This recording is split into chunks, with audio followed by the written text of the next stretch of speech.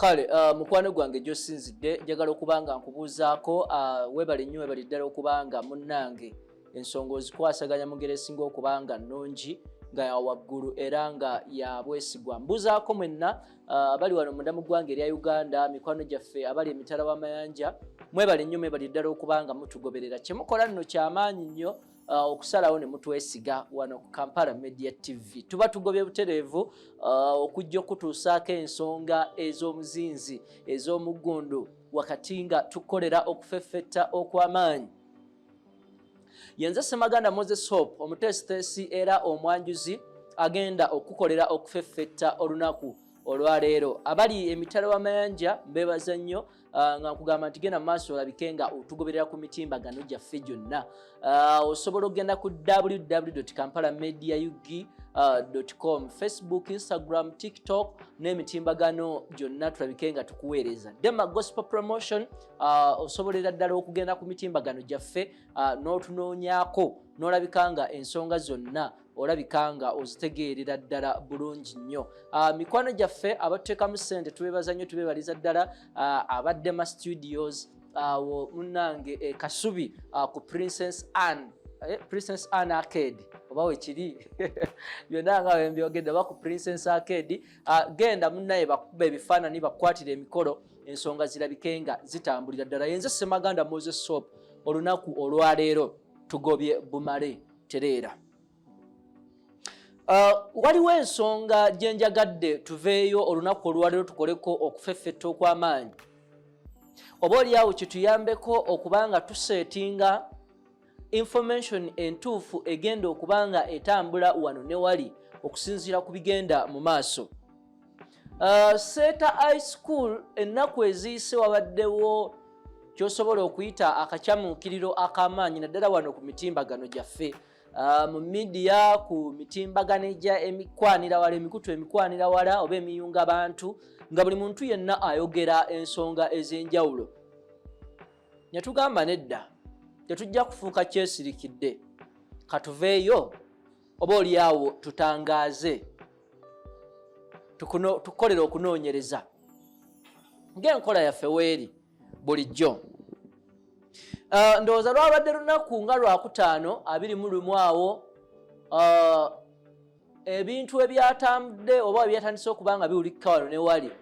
Omwana amanyikiddwa nga Elishama Sesaazi ng'ono muyizi wali ku Seta High School ky'osobola okuyita main campus, bassebo ne bannyabo eyejje mu bulamu bw'ensi eno.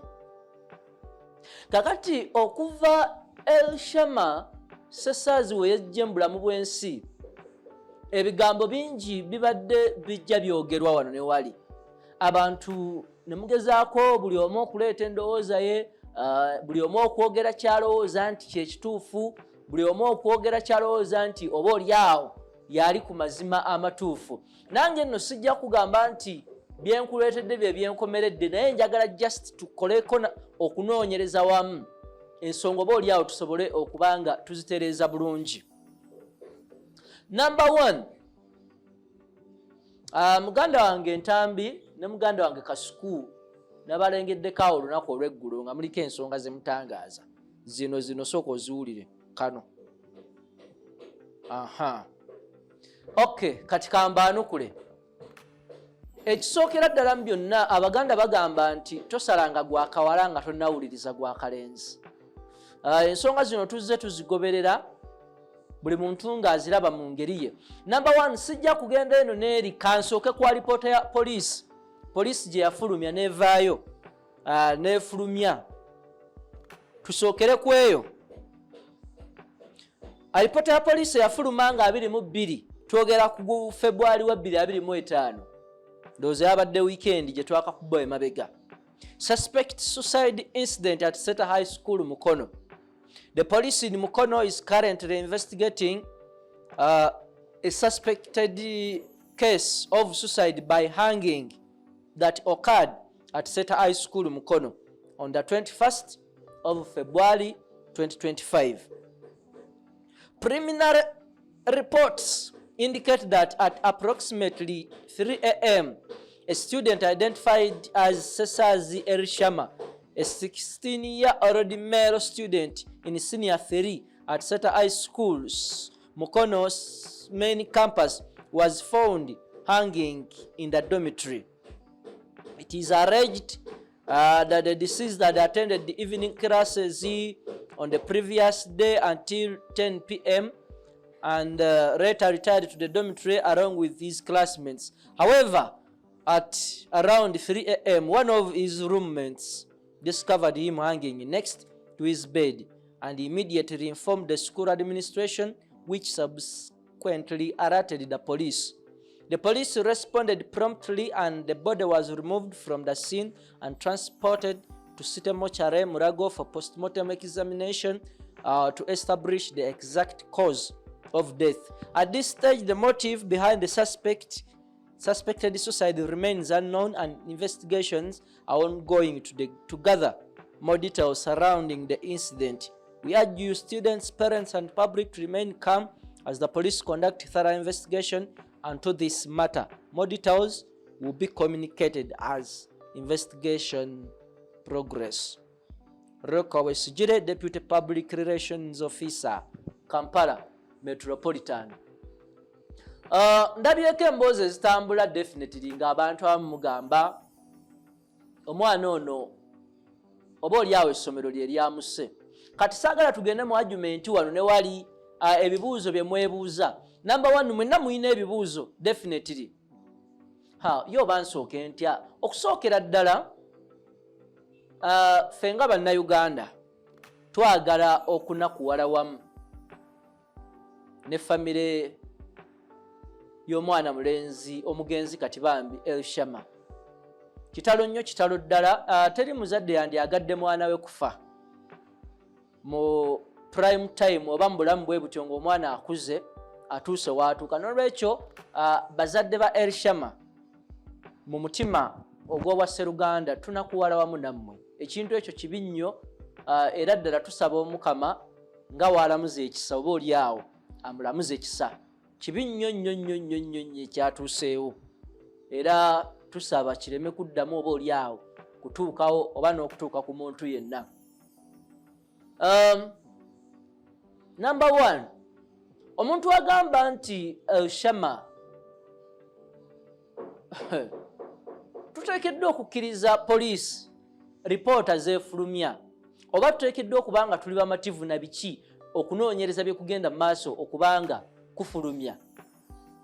Kubanga omuntu wandyebuuzizza nti essomero liyinza litya okwekobaana oba ne liwugulaza abantu abalirimu abasukka mu 3,000 ne liteekako omuntu ekintu ekinene nti yakomitinze suicide nga si kituufu. I don't think there is anyone who can fool all those numbers. Kyekisooka. Ekyokubiri, we bagamba nti abayizi basanze mwana munnaabwe nga yeetugidde okumpi n'ekitanda kye, twagala tutunuulire ng'abantu naffe abalaba ensonga. Ndabyeko abantu abeebuuza ebibuuzo ne mugamba lwaki essomero lyalagajjadde, wabaddewo obulagajjavu. Basaba ne bannyabo, njagala nkutegeeze okusiigira kifaananyi ekituufu nti omwana ono obudde incident eno wetusobola okugamba nti yabaddewo bwabadde bwa kiro mu ttumbi. Kati newankubadde abantu tulina ettima, newankubadde abantu tugamba nti oba oli awo tebyatambudde bulungi, naye tuteekeddwa okulowoozaako mu ngeri ey'obuntu. Kubanga embeera ng'eno toyinza ginenyeza metroni wa ssomero n'ogamba nti metroni yabaddewa mu kiro ku ssaawa 9. Toyinza kugamba baasikaali baabaddewa ng'omwana yeetuga, kubanga ekiro buli muntu yenna asuubirwa okuba nga yeebase we yakoledde ekikolwa kino. Number 2, njagala tulowooze nnyo ku bigambo bye tuwogera nga tonnaba kubanga ojajinga wano ne wali. Fumiintiriza, sooka weefumiintirize. Okwefumiintiriza okwo kigambo kikulu nnyo. Bassebo ne bannyabo, ngambye tewaliyo ssomero lyandeyagadde kufiirwa mwana waalyo mu ngeri efaanako bw'etyo. Seeta High School eno omulungi ampuliriza naawe ndaba tukoze okufeffetta nga lirimu abaana abasoba mu 3,000. Kaakati okumonitalinga abaana abasoba mu 3,000 twandibadde tutendereza n'okutendereza essomero lino ne tugamba nti ligwanidde okubanga oba oli awo lyebuuzibwako engeri gye bakola overall monitoring ey'abaana bano. Kubanga basebe ne banyaba abaana abajja mu masomero oteekeddwa okukimanya nti ate bava mu public oba bava mu maka gaffe ne balabika nga oba oli awo bajja mu masomero eno gye basomera. Waliwo endowooza endala ebadde etambula era ku mikutu kati nze ngezaako kuyisizaamu definitely ebadde etambula nti era amasomero ga essomero lya Seeta libadde ki twakaziika omwana omulala sabbiiti 2 eziyise oba mu nnaku ntono eziyise ate kati tuziise omulala. Tukoze okufeffetta gwe omulungi andaba naawe ampuliriza. Seeta ng'amasomero ga Seeta abamu temukimanyi w'owulira Seeta High olowooza liri ssomero limu. Ekisooka Seeta High erina campuses 4.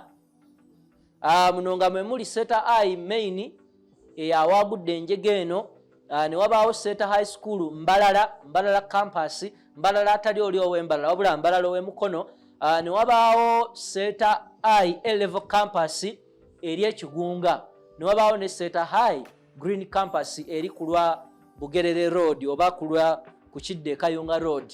Kakati ezo campus 4 amasomero gano gonna ogagatta awamu galina abaana abasoba mu mutwalo nga gumu mu 2,000 ako mu mathi omwangu oba mu kubalaabalamu okwangu.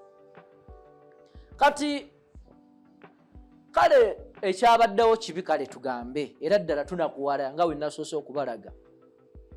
Naye omuntu alina abaana abasukka oba campus zonna nga zirina abaana abali mu mutwalo n'okusoba, tewaliwo ngeri nnyo gy'oyinza kugamba nti nno katumukomerere olw'omuyizi omu eyatuuse, kuba bingi bye tugenda okwebuuza nga tukyagenda mu maaso, naye mbadde ku nsonga eri egamba nti omwana ekisooka omwana oyo ayogerwako eyafudde sabbiiti eziyise.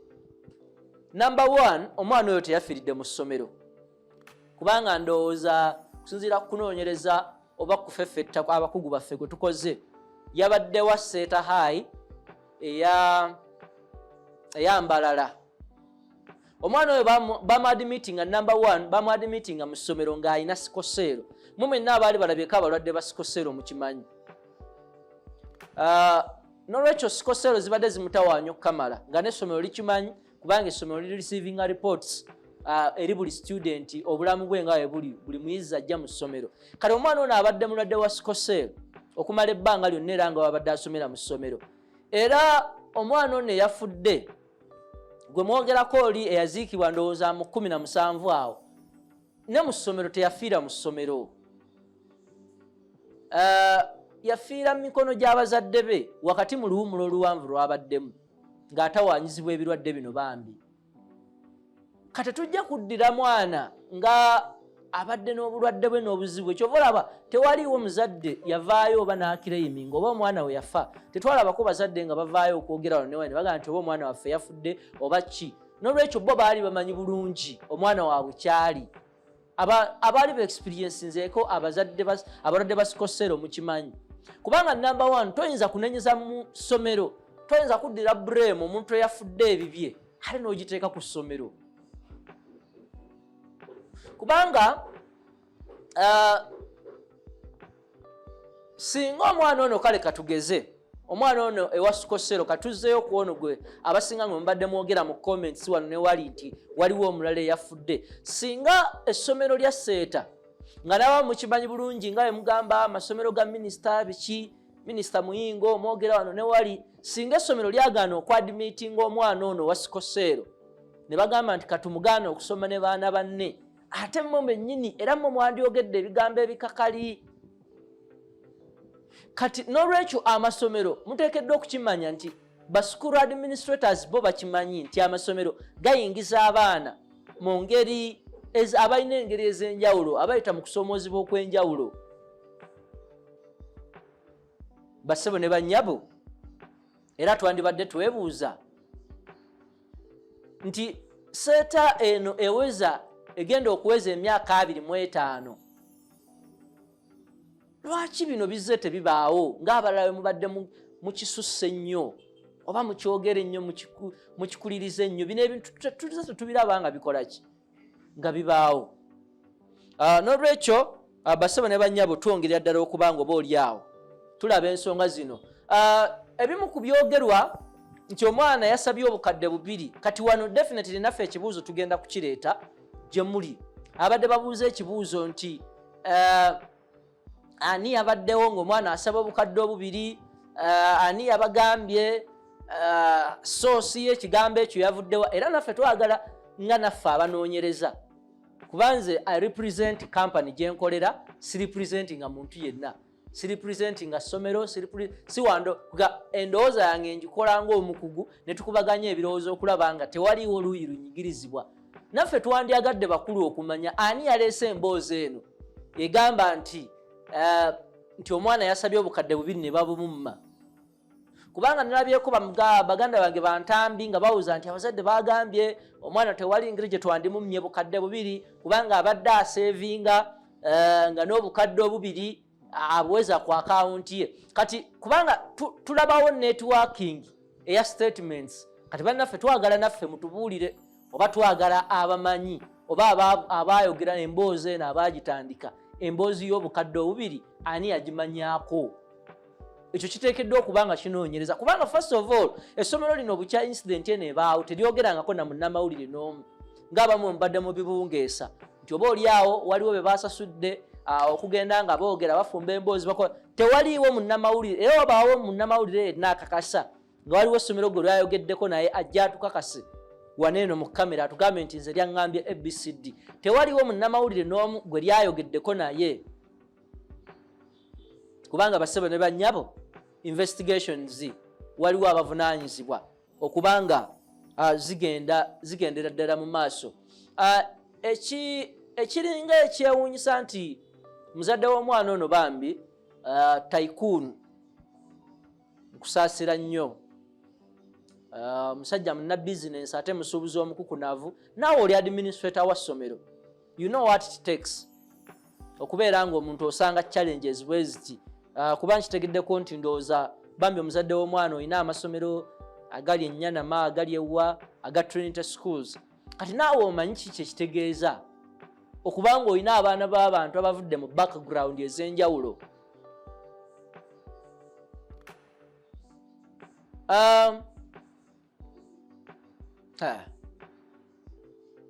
Amagezi ge nandiwadde abantu mwenna, twandibadde tulema okuteekawo okutabulatabula wakati w'abazadde n'essomero, oba oliawo okuteekawo embeera ey'akakuubagano n'okulowoozesa nti oba oliawo ani mukyamu, kubanga eno embeera ya win-win. Kubanga omwana ono okusinziira ku ffeffetta kwe tukoze gwe omulungi ampuliriza naawe angoberera, tulabyeko abantu abagamba nti eyinza okuba nga bullying essomero lino abadde yalisomeramuko ekitundu ky'omwaka oguwedde, kubanga kiraga nga yali aggiddwa mu ssomero erya Seroma n'aleetebwa mu ssomero lya Seta High mu makkati g'omwaka. Kino nno tekitera kuba kya bulijjo omwana okuyingiza omwana wakati mu makkati awo. Kati abaffe twandyagadde naffe okumanya nsonga ki ezamujja ku Seroma abazadde ne bamusabira okujja mu ssomero lino eppya. Abantu mwenna abagamba bullying nti oba banne babadde bamubulinga, sirowooza nga waliwo omwana amala mu ssomero ekitundu ky'omwaka n'aba nga tamanyidde embeera oba environment. Singa abadde mwana wa senior 1 nti oba new entrant twandigambye nti kale oba bamubulinze, naye omwana aba amaze awangaliddeko mu ssomero aba amanya environment nga ne banne abakola ki banne abamanyi. N'olwekyo nga tetunnaninya twebuuze ye abaffe twetaaga okumanya enkolagana y'omwana n'abazadde be badde etya, kubanga abazadde abamu mmwe abandaba focus esinga tugiteeka nnyo mu kunoonya ssente. Tugiteeka nnyo mu kunoonya ssente. Omwana oyagala abeere bulungi n'atafuna budde bumala, n'atakweggulirawo, n'atakubuulira bimunyiga, n'atakubuulira byayitamu. Kati bassebo ne bannyabo mental psychological torture eyo n'emubeeramu ng'emusumbuwa naye nga tomuwadde budde. Ndowooza kati tugenda tukwatagana. So nga tetunaba kubanga tunenya wano ne waali twandyebuuzizza ensonga ezo. Abazadde mumanyi kyekitegeeza kubanga namwe muli baminisita b'amasomero okuba n'abaana b'abantu. You know what it costs. Ye abaffe nabyewo ebiboozibozi awo ebyebisiyaga temugeza ne muvuga ensonga zino nga muziza mu bisiyaga. Temugeza ne muvuga ensonga zino nga muziza mu bisiyaga kubanga ffe abaali basomesezzaako baganda baffe oba abaana baffe mu masomero gano tumanyi how strict they are ku nsonga ezimu. N'olwekyo saagala wabeewo okufumbafumba biboozi okugamba nti oba oliawo waliwo akabinja k'abasiyazi akagenda mu maaso okubanga oba oliawo kabuulinze omwana ono ne kamukunya. Ye abaffe omwana yaloopyewa nga tewaliwo keesi yonna egambibwa nti baana bannange babadde bambuulinga. Kubanga gano amasomero ge twogerako gwe omulabye ampuliriza naawe angoberera gali very strict nnyo nga gazimbiddwa ku musingi ogubeera ne discipline eya waggulu. Kizibu nnyo okusanga keesi oba kizibu nnyo okusanga omuntu nga omwana ng'agamba nti bagezezzaako okumbuulinga kubanga bakuuma tteeka ku tteeka to an extent nti n'okulinnya obulinnya mu busubi oba mu pasikalamu wotateekeddwa kubanga oyita ekyo bakibalanga kutoloka era musango gwa naggomola.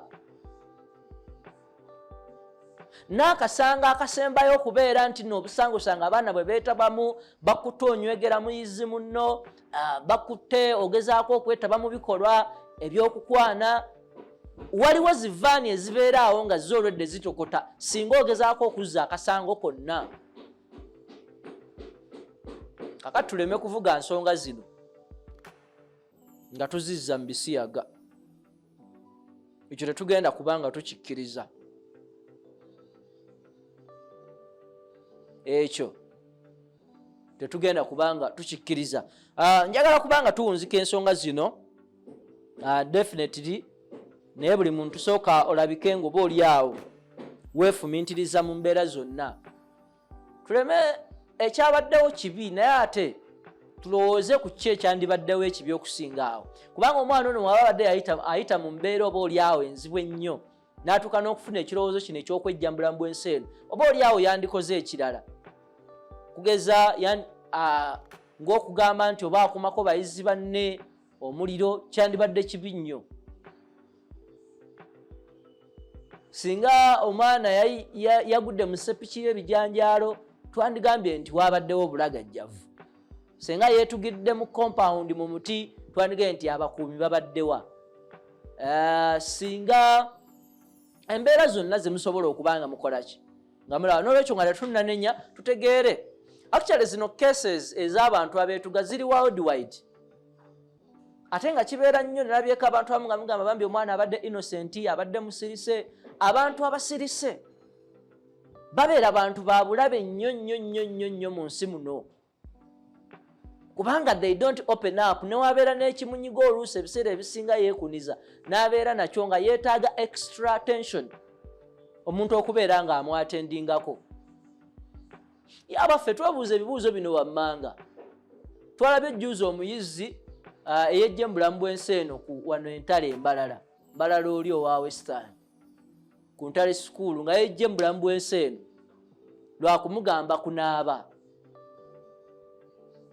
Twalabye omuyizi era juzi wano ku Mpoma wano, Mpoma emukono, mwana w'obuwala yeeyokeza yeekumyeko omuliro olw'okuba bamukyusizza mu ssomero omuli boyfriend we. Kati abazadde kino kiddayo gye tuli nti buvunaanyizibwa bwaffe okukuza abaana nga tubakuliza ddala. Kyeŋŋambye nti abasinga focus tugitadde nnyo ku ssente, okuyigga ensimbi, ne twerabira ne tusuula obuvunaanyizibwa bwaffe ne tusuula ennanga. N'olwekyo nga tetunnaba kunenya wano ne wali, twetaaga okubanga oba oli awo ensonga tuzibalansinga bulungi.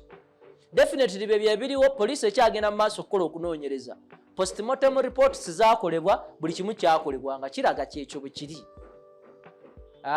N'olwekyo omuntu yenna agezaako okuteekawo embeera ewabya public nedda, ojja kuba olimbye nnyo. Ensonga zonna ziri kiriya, ebintu byonna bwe byali, engeri enjego yagwawo, toyinza kunenyeza muntu yeetuze mu kiro nti lwaki gundi teyawulira, kuba buli muntu yenna yali yeebase. Actually abaana abamulaba be bano abaana abakeera, bano abakeera ennyo okusoma on a private basis, oli ng'agamba nti njagala kuperforminga nnyo, n'akeera ne yeekolera extra revision, kati be baamulaba. N'olwekyo tolina nnyo gw'oyinza kiteekako, newankubadde essomero lisigala liri responsible okubanga likuuma buli muyizi yenna. Nze nno nga mpunzika kye nandisabye embeera eno ebeere ya win-win situation. Abazadde tubasaasira nnyo ne tubasaba mubeere bakkakkamu, ate era nammwe mulina ekituufu oba oli awo kye mumanyi okusinga ku mwana wammwe. Kugeza ng'ensonga ezamujja mu ssomero gye yali, ensonga za miliyoni 2 mwe musinga oba oli awo kuzimanya, kubanga tetulina bukakafu kwa ani yazitandise. Ssomero terinnavaayo ne lyogerako na muntu yenna, tetumanya ani yatandise fumba mboozi eyo. Kyenategeddeko oba kyentegeddeko bwe tujjidde ku mpewo nga ekisulo kino abaana bambi mu basula bonna babasenguddemu okwewala trauma eyo ekyekanga ekyo, babasenguddemu bonna n'ebintu byonna ne bagezaako kubanga babidismantling oba oli awo kubidestroyinga biveewo. N'olwekyo waliwo damage nnene of course eri management, ate nammwe eri abazadde waliwo damage y'amaanyi. N'olwekyo nsaba wabeerewo embeera y'obukkakkamu ng'abantu abayivu. Abantu abayivu ensonga tuzirizoninga ng'abayivu, tetuzirowooleza wano nga mu ngeri ya bulijjo. N'olwekyo abazadde ne management wandibaddewo okukwatagana tunyolerwe wamu olw'omwana waffe ono eyatufuddeko, tuleme kwogera kino nakiri kuyingiza mu bya bisiyaga, kuyingiza mu bya bullying, kuyingiza mu biki. Tukkiriza abakola okunoonyereza bakole omulimu gwabwe.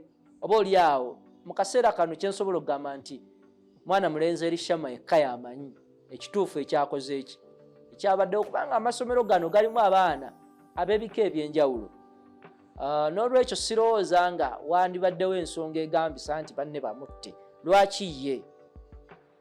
Waliwo ripooti yonna yali evuddeyo y'abaffe omwana we abanga essomero katugambe yali talyagala, abazadde yabagambako. So ebintu eby'enjawulo byonna tulabikenga oba oli awo tubyegendereza. Tukyakukolera ensonga ez'enjawulo okukuleetera byonna amazima nga bwe naye twagadde tuyiseemu naffe twebuuze ebibuuzo ebyo tusobole okubanga tubinnyonnyoka bulungi. Kwebaza nnyo okubanga obadde otugoberera. Tulabagane. Yenze Ssemaganda Moses Hope akuleetedde alipoota Namutayinga.